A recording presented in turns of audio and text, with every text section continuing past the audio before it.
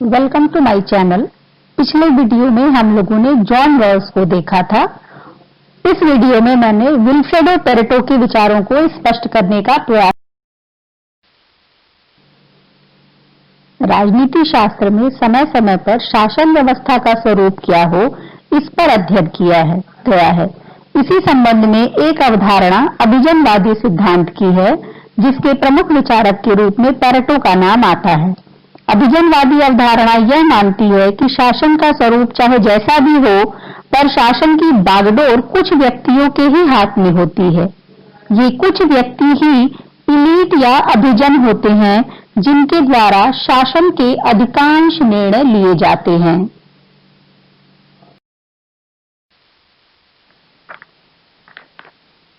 Pareto basically political scientist नहीं थे। वे Italian राजनीति विचारक, समाजशास्त्री, अर्थशास्त्री व इंजीनियर थे। उनके माता पिता को राजनीतिक कारणों से इटली से निर्वासित कर दिया गया था, क्योंकि वे मैजिनी और गैरिबाल्डी के राष्ट्रवादी विचारों के समर्थक थे। सन 1869 में पेरेटो ने इंजीनियरिंग में डॉक्टरेट की उपाधि प्राप्त की। आगे चलकर उनकी रुचि अर्थशास्त्र और समाजशास्त्र के अध्ययन में हो गई। सन 1888 में वे अर्थशास्त्र के लेक्चरर के रूप में यूनिवर्सिटी ऑफ फ्लोरेंस में नियुक्त हुए। सन 1893 में वे राजनीति अर्थशास्त्र के प्राध्यापक के रूप में यूनिवर्सिटी ऑफ लौसाना, स्विट्जरलैंड में नियुक्त हुए। अपने जीवन के अंतिम वर्षों में पेरेटो का दृष्टिकोण समाजवाद विरोधी एवं लोकतंत्र विरोधी हो गया था। पेरेटो की मृत्यु स्विट्जरलैंड में 1923 में हुई। तो इस तरीके से संक्षेप में हम लोगों ने पेरेटो के जीवन के बारे में जाना।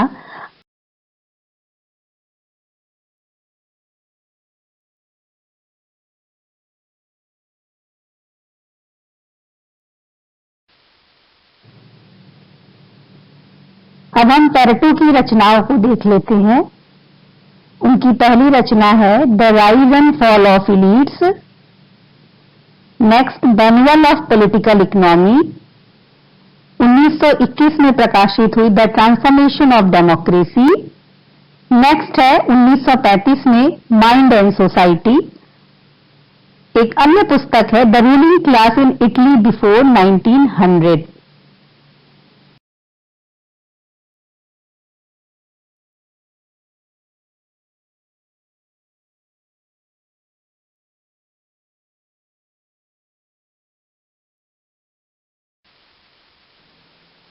पेरेटो इटली से निर्वासित होकर फ्रांस में अपने माता पिता के साथ रहते थे। आरंभ में उन्हें इंजीनियरिंग में डॉक्टरेट की उपाधि प्राप्त हुई और कुछ दिनों तक उन्होंने सिविल इंजीनियर के तौर पर कार्य भी किया।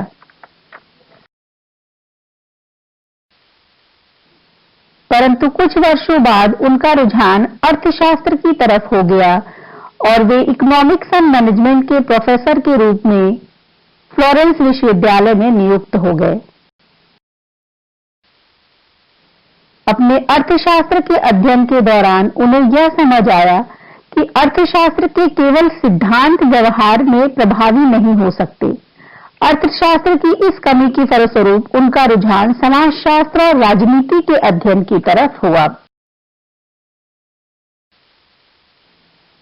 पेरेटो के संपूर्ण विचारों को हम 3 श्रेणी में बांट सकते हैं।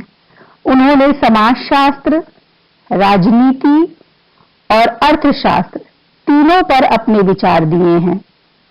समाजशास्त्र में उनकी अवधारणा वैज्ञानिक समाजशास्त्र के रूप में जानी जाती है। राजनीति के क्षेत्र में उन्होंने अभिजन वर्ग एवं उनके संचरण का सिद्धांत दिया है तथा अर्थशास्त्र में उनका विचार 80-20 प्रिंसिपल या पेरेटो प्रिंसिपल के रूप में जाना जाता है।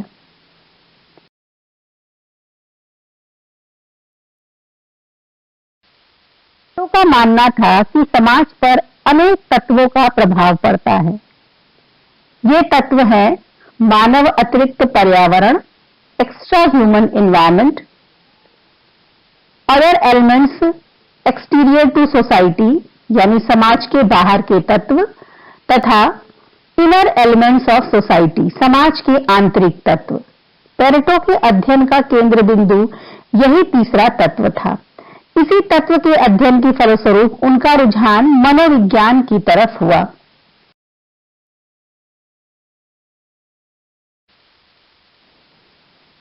पेरेटो का कहना था कि मानवीय क्रियाएं दो प्रकार की होती हैं, पहली तार्किक क्रिया और दूसरी अतार्किक क्रिया।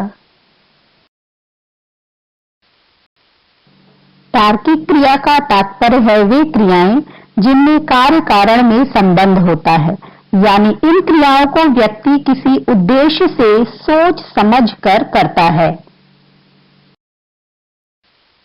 यदि किसी व्यक्ति को भूख लगेगी तो वो खाना खाएगा, या प्यास लगेगी तो पानी पिएगा आदि।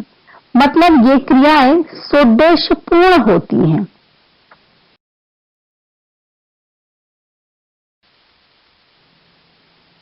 अब हम लोग सबसे पहले उनकी वैज्ञानिक समाजशास्त्र की अवधारणा को देखेंगे। आर्थिक व्यवस्था को समझने की इच्छा के फलस्वरूप पेरेटो का रुझान सामाजिक अध्ययन की ओर हुआ। अपने अध्ययन से उन्होंने पाया कि समाज एक व्यवस्था है जिसका निर्माण अनेक अंगों से मिलकर होता है। एक सामाजिक व्यवस्था राजनीतिक गतिविधि, आर्थिक गतिविधि, सामाजिक गतिविधि एवं धार्मिक जैसी अनेक गतिविधियों से मिलकर बनी होती है। ये सभी गतिविधियां एक दूसरे से अंतर संबंधित होती हैं तथा एक गतिविधि में परिवर्तन से संपूर्ण सामाजिक व्यवस्था प्रभावित होती है।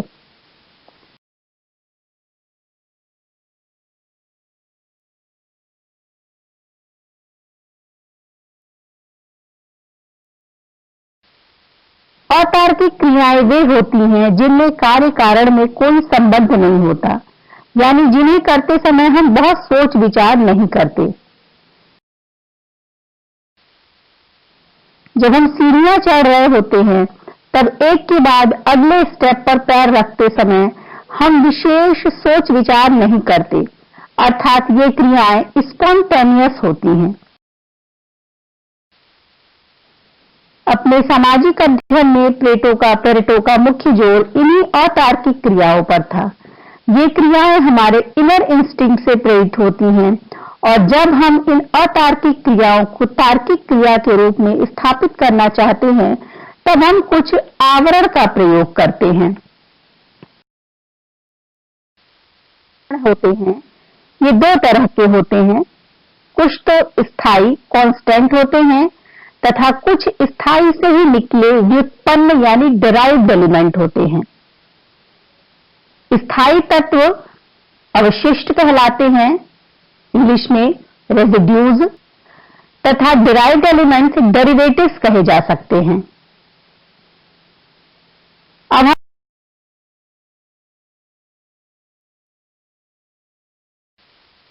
अतार्किक क्रियाओं में प्रथम क्रिया अवशिष्ट क्रियाओं रेजिड्यूज को देखेंगे। ये रेजिड्यूज 6 प्रकार के होते हैं। पहला रेजिड्यू ऑफ कॉम्बिनेशन है, जिसे हिंदी में सम्मिलन कहा जाता है। दूसरा परसिस्टेंस ऑफ एग्रीगेट है, जो हिंदी में स्थायित्व कहलाता है। तीसरी अवशिष्ट की क्रिया है अभिव्यक्ति यानी manifestation of sentiments through external acts. चौथा है सामाजिकता या सोशियबिलिटी। पांचवा है इंटीग्रिटी ऑफ पर्सनालिटी यानी व्यक्तित्व का संगठन। और छठा है यौन या सेक्स।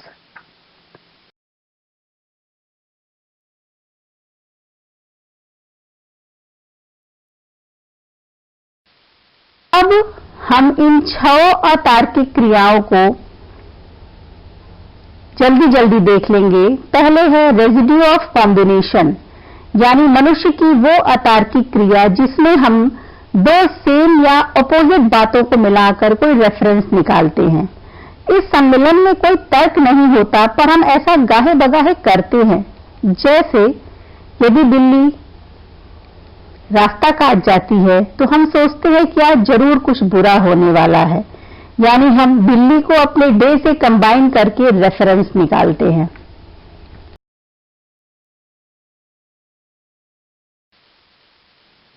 दूसरी अवशिष्ट क्रिया है परसिस्टेंस ऑफ एग्रीगेट। इस क्रिया के अंतर्गत वे प्रेरणाएं आती हैं जो मनुष्य के पारस्परिक संबंधों को स्थायित्व प्रदान करती हैं, जैसे जिन्हें हम आदर का व्यक्ति समझते हैं उन्हें याद करने के लिए हम बराबर उनका जन्म दिवस मनाते हैं या उस तिथि को कुछ अन्य कार्य करते हैं। यह क्रिया स्थायित्व के मनोभाव को अभिव्यक्त करती है। तीसरा अवशिष्ट है आंतरिक मनोभावों की बाह्य क्रियाओं द्वारा अभिव्यक्ति, manifestation of sentiments through external acts.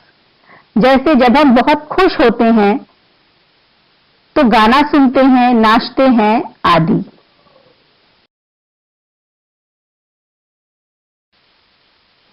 Next अवशिष्ट क्रिया है सामाजिकता यानी रेजिड्यू ऑफ सोशिएबिलिटी। अवशिष्ट का यह वर्ग सामाजिकरण प्रदान करता है। इस क्रिया के द्वारा व्यक्ति समाज के रीति रिवाज संस्कारों को अपनाता है। जैसे कि भारत में साड़ी एक होती है पर हर क्षेत्र में वहां के समाज के अनुसार उसे पहनने का तरीका बदल जाता है। एक अन्य अवशिष्ट क्रिया है residue of integrity of personality, व्यक्तित्व का संगठन। इस वर्ग के अंतर्गत वे प्रेरणाएं आती हैं जो व्यक्ति के विभिन्न तत्वों को संगठित या संयोजित करते हैं। इसके अंतर्गत व्यक्ति उन प्रयत्नों का विरोध करता है जो सामाजिक संतुलन को नष्ट करने वाले होते हैं। उचित और अनुचित का ज्ञान हमें इसी अवशिष्ट से प्राप्त होता है। छठी व अंतिम अवशिष्ट क्रिया रेजिड्यू ऑफ सेक्सुअलिटी है। इस वर्ग में मनुष्य के यौन व्यवहार से जुड़ी क्रियाएं आती हैं। ये अवशिष्ट अपशब्द, भाषा, भद्दे संकेत या छेड़छाड़ के रूप में अभिव्यक्त होते हैं। मनुष्य का यह व्यवहार इतना जटिल होता है कि समाज इस पर अनेक प्रकार से नियंत्रण लगाता है।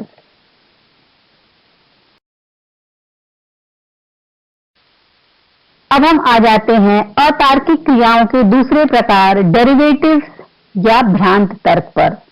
ये derivatives logical expression of non logical acts हैं, यानी कि जो अतार्किक है उसे भ्रांत तर्क द्वारा तार्किक सिद्ध करना। व्यक्ति जब कोई क्रिया करता है तब समाज की उससे कुछ अपेक्षा होती है, परंतु जब समाज की अपेक्षाओं और व्यक्ति की क्रियाओं में अंतर होता है तब व्यक्ति अपनी क्रिया का औचित्य सिद्ध करने का प्रयास करता है। यह औचित्य ही भ्रांत तर्क होता है। पेरेटो ने भ्रांत तर्क के भी 4 प्रकार बताए हैं। पहला असर्शन या दृढ़ कथन, यानी अपनी बात को तार्किक सिद्ध करने के लिए तेज आवाज में बोलना, दांत पीसना आदि। दूसरी है अथॉरिटी या प्राधिकार। जब असर्शन को लोग तार्किक रूप से स्वीकार कर लेते हैं तब वह प्राधिकार बन जाता है। तीसरा है अकॉर्ड विथ सेंटिमेंट्स, यानी मनोभावों की अनुरूपता। इस प्रकार के भ्रांत तर्क के अंतर्गत व्यक्ति भावनाओं को तार्किक आधार बनाकर अपनी बात को तार्किक साबित करना चाहता है। और अंतिम है वर्बल प्रूफ या मौखिक प्रमाण। वह व्यवहार जिसका व्यवहारिकता से कोई संबंध नहीं होता, इसके अंतर्गत आता है। मिथ्या तर्क, कुतर्क आदि इसके अंतर्गत आते हैं। पेरेटो ने अपने समाजशास्त्रीय अध्ययन का प्रयोग राजनीतिक व आर्थिक अध्ययन में किया। राजनीति में इसी समाजशास्त्रीय धारणा को आधार बनाकर उसने सर्कुलेशन ऑफ इलीट, अभिजन वर्ग का चक्रीय सिद्धांत दिया। यह विचार उसने अपनी पुस्तक माइंड एंड सोसाइटी में दिया है। पेरेटो का कहना था कि विज्ञान और अर्थशास्त्र तार्किक क्रियाओं से संचालित होते हैं, परंतु सामाजिक क्रियाएं ज्यादातर अतार्किक क्रियाओं से संचालित होती हैं। ये सामाजिक क्रियाएं संवेगों और भावनाओं की अतार्किक गतिविधियों पर आधारित होती हैं। राजनीति भी समाज का एक भाग है, अगर राजनीतिक क्रिया भी इसी से ज्यादा संचालित होती है।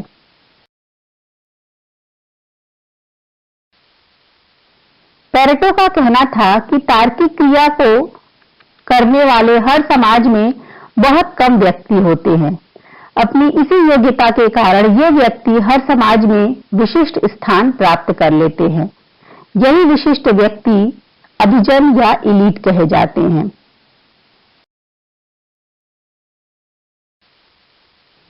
यानी हर समाज में दो वर्ग होता है, एक अभिजन या इलीट वर्ग और दूसरा आम आदमी या मास। अभिजन वर्ग को स्पष्ट करते हुए पैरेटो ने बताया कि अभिजन भी दो प्रकार के होते हैं, एक गवर्निंग इलीट शासक अभिजन और दूसरा नॉन गवर्निंग इलीट गैर शासक अभिजन। यानी एक समाज में जितने भी इलीट होते हैं वे सभी राजनीतिक क्रिया में संग्रहित नहीं होते। जो राजनीतिक गतिविधियों में भाग लेते हैं वे शासक अभिजन होते हैं और जो राजनीति से बाहर रहकर भी विशिष्ट होते हैं वे गैर शासक अभिजन होते हैं। शासक अभिजन अपनी राजनीतिक गतिविधियों को रेजिड्यूज और डेरिवेटिव्स से संचालित करते हैं, यानी वे अपनी क्रियाओं को इनके माध्यम से तार्किक व उचित सिद्ध करने का प्रयास करते हैं।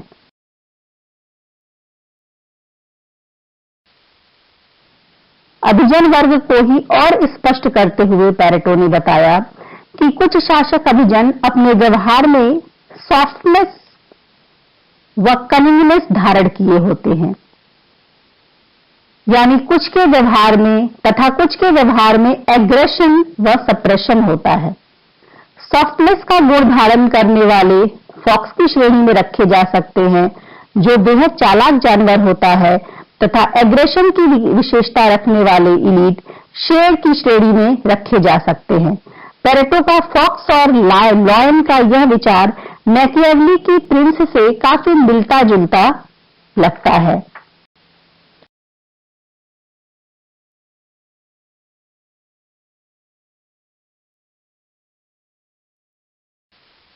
पैरेटो का कहना था कि शासक अभिजन और गैर शासक अभिजन में सर्कुलेशन चक्रमय होता रहता है, यानी आज जो शासक अभिजन है वह कल गैर शासक अभिजन हो जाएगा तथा गैर शासक अभिजन शासक अभिजन बन जाएगा। इलीट वर्ग में संचरण की यह क्रिया निरंतर चलती रहती है। इस प्रकार पैरेटो ने यह बताने का प्रयास किया कि शासन हर स्थिति में इलीट वर्ग के ही हाथ में होता है। इसीलिए पैरेटो ने कहा भी है कि history is the graveyard of aristocracy, इतिहास अभिजात के वर्ग की कब्रगाह। इस प्रकार अभी तक हम लोगों ने पैरेटो का वैज्ञानिक समाजशास्त्र का सिद्धांत व अभिजन वर्ग का चक्रीय सिद्धांत देखा, जो क्रमशः समाजशास्त्र व राजनीति शास्त्र से संबंधित है। अब आगे आ जाता है पैरेटो प्रिंसिपल या 80-20 सिद्धांत। यह सिद्धांत पैरेटो ने अर्थशास्त्र हेतु दिया था, परंतु यह सिद्धांत समाज के हर क्षेत्र में लागू होता है। पैरेटो को अर्थशास्त्र में विशेष रुचि थी। अपनी पुस्तक मैनुअल ऑफ पॉलिटिकल इकोनॉमी में पैरेटो ने बताया कि अर्थशास्त्र में संतुलन या इक्विलिब्रियम पर विशेष ध्यान देना चाहिए। अपने लंबे ऑब्जर्वेशन द्वारा उन्होंने 80-20 प्रिंसिपल या पैरेटो प्रिंसिपल का सिद्धांत दिया। 1906 में पैरेटो ने देखा कि उस समय के इटली में 80% लैंड केवल 20% लोगों के पास है। उन्होंने ये बताया कि इस सिद्धांत को जीवन के अनेक क्षेत्रों में लागू किया जा सकता है। किसी भी तत्व का 80% परिणाम 20% एफर्ट या प्रयास से आ सकता है।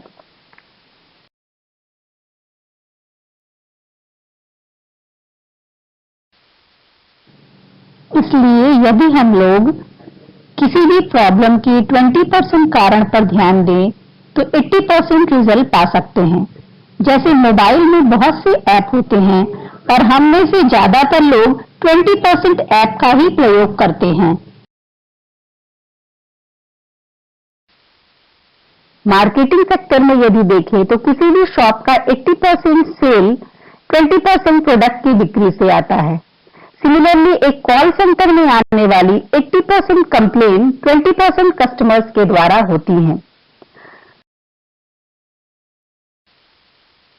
तो इस तरह मैंने इस वीडियो में विल्फ्रेड पैरेटो के बारे में आपको बताने का प्रयास किया है।